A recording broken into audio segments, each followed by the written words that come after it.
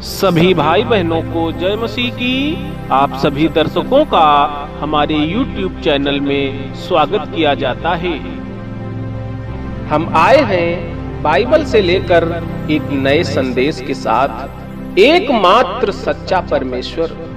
मेरे प्रिय भाई बहनों, जैसा हम सब जानते हैं, आजकल मानव जाति के लोग अनगिनत ईश्वरों के भ्रमजाल में फंसे पड़े हुए हैं। बहुत से लोग ऐसे हैं जो इंसानों के द्वारा बनाई हुई ईंट पत्थरों की मूर्तियों में ईश्वर की खोज कर रहे हैं और उपासना करते हैं। बहुत से ऐसे लोग हैं जो पेड़ पौधों में ईश्वर समझकर पूजा और उपासना करते हैं और उनके प्रति अपनी आस्था प्रकट करते हैं। बहुत से ऐसे लोग हैं जो तीर्थ स्थलों में, नदी तालाबों में ईश्वर को खोज रहे हैं और पूजा उपासना करके मन्नतें मांग रहे हैं। बहुत से ऐसे लोग हैं जो मंदिरों में जाकर वहां स्थापित मूर्तियों को ईश्वर मानकर पूजा करते और अपनी आस्था को बनाए रखते हैं। बहुत से ऐसे लोग हैं जो सूर्य को भगवान मानकर उन्हें जल चढ़ाते और पूजा करते हैं।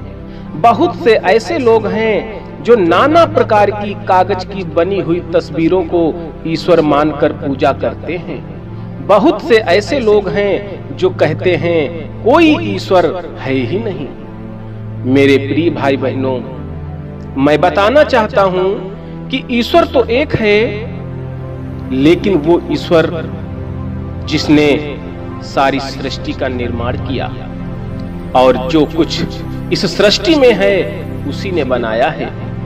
और वो ईश्वर कोई अनगिनत नहीं, वो ईश्वर एक ही है जो स्वर्गीय सिंहासन पर बैठा है। उसका नाम परमेश्वर यहोवा है।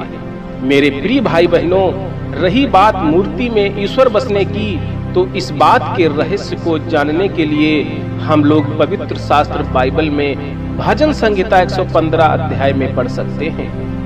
परमेश्वर के प्रियों, भजनकार दाऊद कहते हैं, हमारा परमेश्वर तो स्वर्ग में है, उसने जो चाहा वही किया।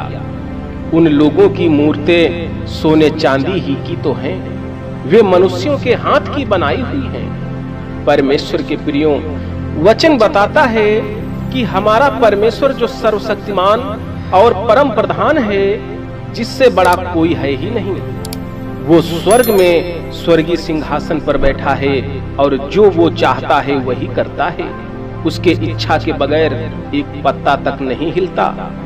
और जो मूर्तियों पर विश्वास करने वाले, मूर्ति को ईश्वर मानने वाले, जो सोने और चांदी की मूर्ति ईश्वर समझकर अपने घर में रखने वाले, वो मूर्तियां मनुष्य के हाथों के द्वारा बनाई हुई हैं। क्या मनुष्य ईश्वर को बना सकता है? इन मूर्तियों की उपासना करने से ईश्वर की प्राप्ति नहीं होती है। उनके मुंह तो रहता है परंतु वो बोल नहीं सकती, उनके आंखें तो रहती हैं परंतु वे देख नहीं सकती। परमेश्वर के प्रियों, वचन बताता है कि जिन मूर्तियों को तुम ईश्वर करके मानते हो, उनके मुंह तो रहता है परंतु वो बोलने में असमर्थ हैं। उनकी आंखें तो रहती हैं परंतु वो तुम्हें देख नहीं सकती। ऐसी मूर्तियों के समक्ष हाथ जोड़ने से क्या लाभ है? उनके कान तो रहते हैं परंतु वे सुन नहीं सकती। उनके नाक तो रहती है परंतु वे सूंघ नहीं सकती। मेरे प्रिय भाई बहनों, वचन बताता है कि इन मूर्तियों के कान तो रहते हैं लेकिन वो सुनने में असमर्थ हैं। तुम्हारी प्रार्थना, विनती, गिड़गिड़ाहट उन्हें सुनाई नहीं देती है। और उनके नाक तो रहती है लेकिन तुम्हारे द्वारा जलाई गई धूप और अगरबत्ती की महक को वो सूंघ नहीं सकती। उनके हाथ तो रहते हैं परंतु वे स्पर्श नहीं कर सकती। उनके पांव तो रहते हैं परंतु वो चल नहीं सकती और अपने कंठ से कुछ भी शब्द नहीं निकाल सकती।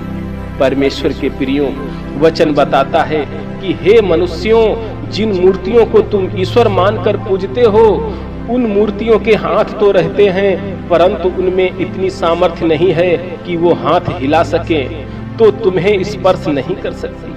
और उनके पैर रहते हुए भी चल नहीं सकती और वो अपने कंठ से कोई शब्द निकाल नहीं सकती। परमेश्वर के प्रियों, मैं बताना चाहता हूँ कि ऐसी मूर्तियों की उपासना करना व्यर्थ है। परमेश्वर हाथ के बनाए हुए मंदिर में नहीं रहता है, आत्मा में ही परमात्मा है।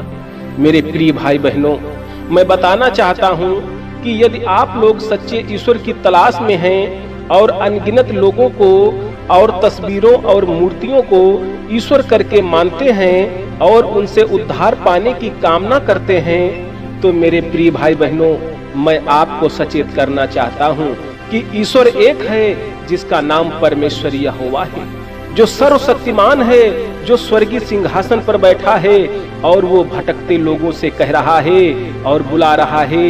यशायाह 45 अध्याय 22 वचन में लिखा है, हे पृथ्वी के दूर दूर के देश के रहने वालों, तुम मेरी ओर फिरो और उद्धार पाओ, क्योंकि मैं ही परमेश्वर हूँ और दूसरा और कोई नहीं है।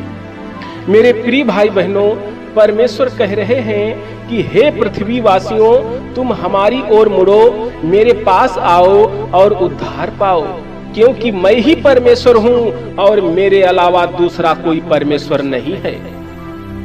परमेश्वर का धन्यवाद हो। परमेश्वर इस संदेश के द्वारा हमारे दर्शकों को जागरूक करे।